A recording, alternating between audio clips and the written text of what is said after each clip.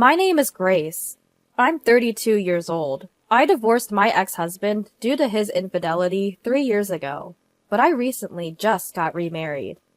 Thanks to my current husband, I'm living happily every day.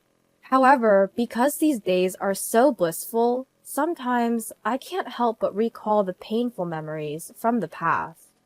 My ex-husband was emotionally abusive and treated me like a housemaid. Despite being tired from my own job, he dumped all the housework on me. If there was even a piece of trash on the floor, he'd yell at me. He wouldn't be satisfied unless there were at least 5 dishes for dinner. And if I were to ever serve him any less, he'd leave his food untouched. I'll never forget the time he got mad at me for serving him prepped meals. And then he'd munch on potato chips. Of course, cleaning up the crumbs he dropped on the floor was also my job. Even when I protested, "What's the point of a wife who doesn't do housework?" He'd just sneer. He kept on uttering words that belittled me, gradually eroding my self-esteem. Before we got married, he wasn't like this at all. Around the time I was fed up with this life, my ex-husband demanded a divorce. He had a mistress. He was cheating on me. He wouldn't tell me who the other person was, and I didn't care. That's how exhausted I was. Fine, but in exchange, I'll take alimony. By getting him to pay the amount of alimony I proposed, I closed the curtains on my short 2-year marriage. I wonder how Nancy is doing. As I was packing up to move, I paused and mused out loud. Nancy is my best friend since high school. After the divorce, she listened to me and encouraged me a lot. Once I move, I think I'll invite Nancy for some coffee. I haven't even had the chance to tell her about my remarriage because I was so busy with preparations and paperwork. With the move coinciding with the registration of my new marriage, only my close family knows about my remarriage. I owe a lot to Nancy, so I have to properly inform her. I should think about these pleasant things, not the painful ones. Changing my mood, I started humming a tune and resumed packing. 2 months after moving, I was enjoying my afternoon tea while browsing a magazine. Now that I've settled into my new job and gotten used to the area, I've started thinking seriously about meeting up with Nancy. Just looking for recommended restaurants and cafes is fun. First, I need to get in touch and check our schedules. It's been quite some time since we last met, and I was secretly feeling nervous. Just as I was about to grab my phone to send Nancy a text, the doorbell rang. Since I had just moved in and didn't know anyone, I figured it must be someone soliciting something. But when I checked the door, there was a police officer. I tilted my head, wondering if there was some sort of incident, and opened the front door. "There have been multiple reports that you've been stalking a certain man. Do you have any idea about this?" Caught off guard by the unexpected visitor, I was at a loss for words. Apparently, almost every day, the man received letters crammed with the words, "I love you," among other annoyances hinting at a romantic pursuit. I had just moved into this neighborhood and suggested it could be a case of mistaken identity, but it seems I have no choice but to verify it, as the complainant has specifically named me as the perpetrator. I tried asking who the complainant was, but the officer could only apologize and bow his head. "I'm sorry, we've received several complaints, and I just came to confirm, though I can't disclose the complainant's name yet," he said.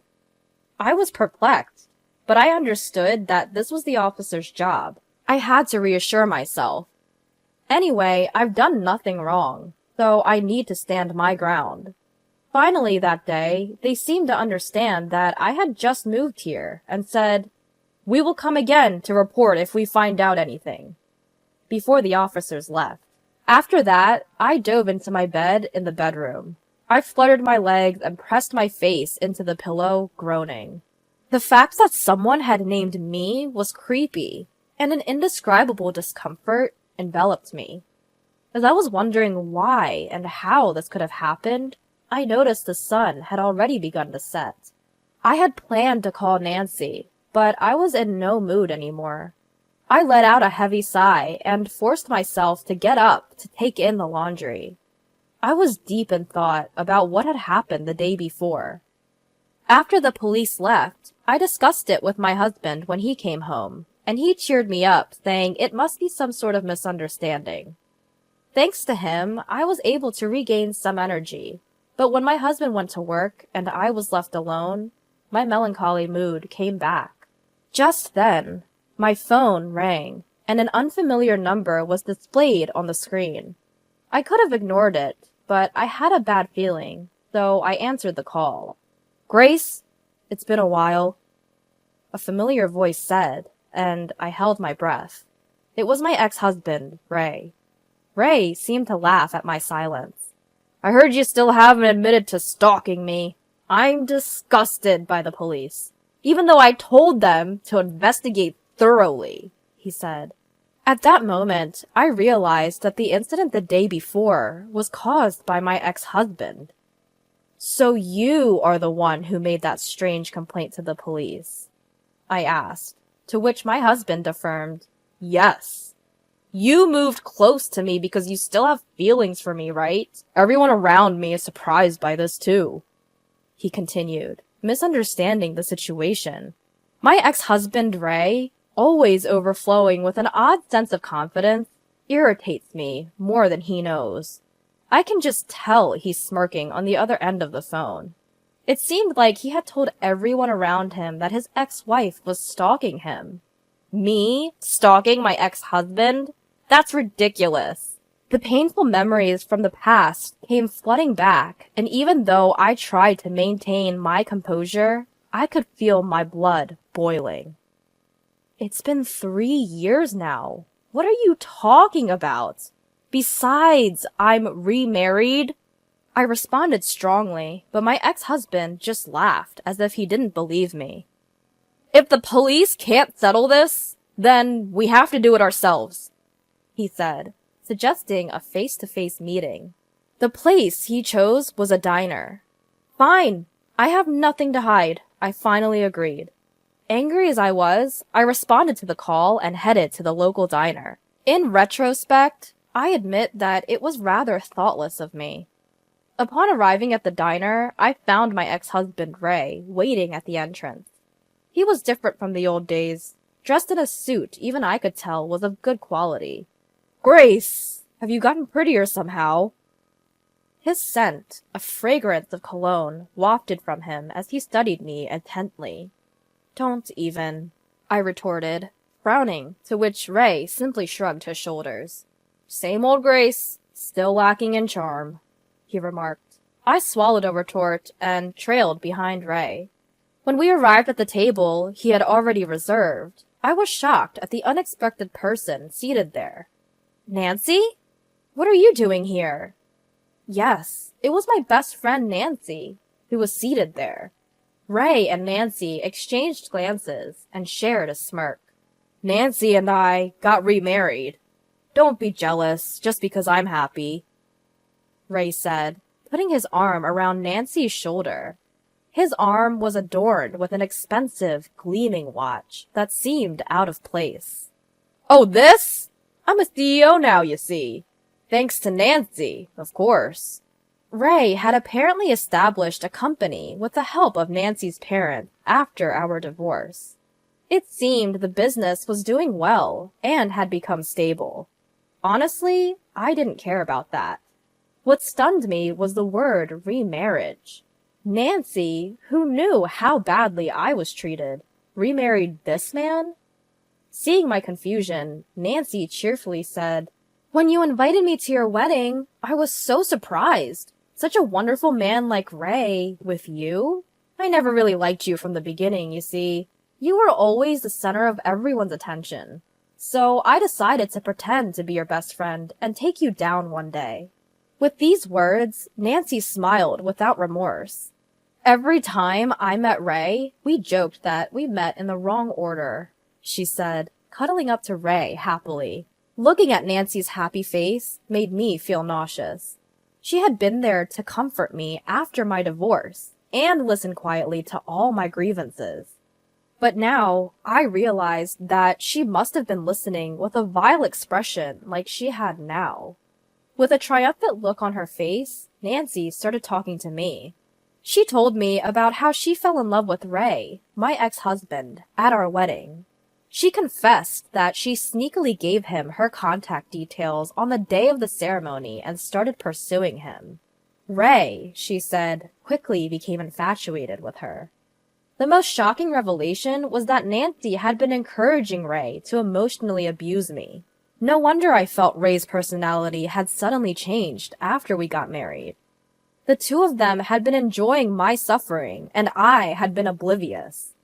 You wouldn't give up, so in the end, we made Ray pay some money and demand a divorce, Nancy said, sipping her orange juice with a look of exhaustion.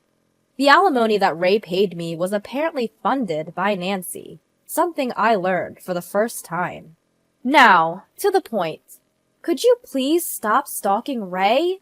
We were surprised when we saw you the other day, but to think you moved here just to stalk Ray? It's been 3 years since the divorce, and it's really creepy. We're happily married and enjoying our life, unlike you, Grace. So just give up, will you? From the way Nancy was talking, it seemed she had seen me around and realized that I had moved here. Moreover, she was convinced that I had moved here to stalk Ray. Well, let her believe what she wants. That was the least of my worries right now. I'm standing in front of this man and woman, holding myself back from letting my anger get the best of me.